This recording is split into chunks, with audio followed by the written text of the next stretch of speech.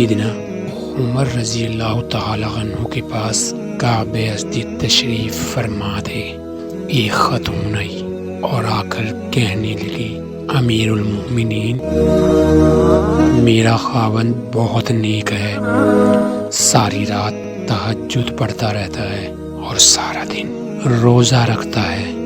یہ کہہ کر خاموش ہو گئی۔ عمر رضی اللہ تعالی عنہ بڑے حیران کہ خاتون کیا کہنے آئی ہے۔ اس نے پھر یہی بات دہرائی کہ میرا خاوند بہت نیک ہے، ساری رات تہجد میں گزار دیتا ہے اور سارا دن روزہ رکھتا ہے۔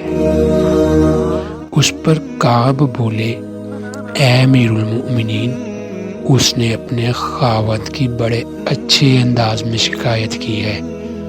کیسی شکایت کی؟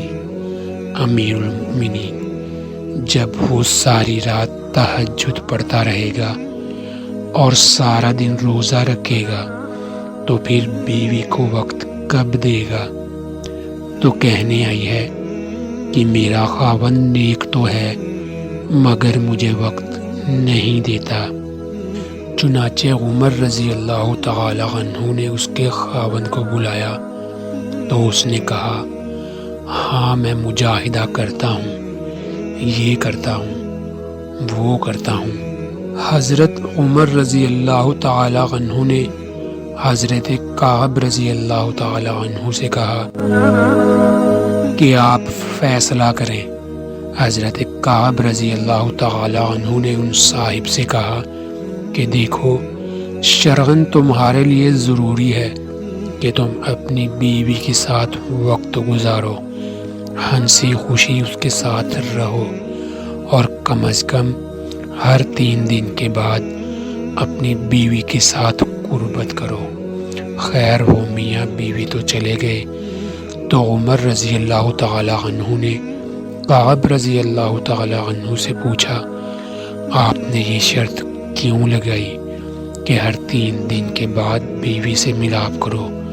انہوں نے کہا، دیکھیں، اللہ رب العزت نے مرد کو زیادہ سے زیادہ 4 شادیوں کی اجازت دی، چنانچہ اگر 4 شادیاں بھی کسی کی ہوں تو 3 دن کے بعد پھر بیوی کا نمبر آتا ہے۔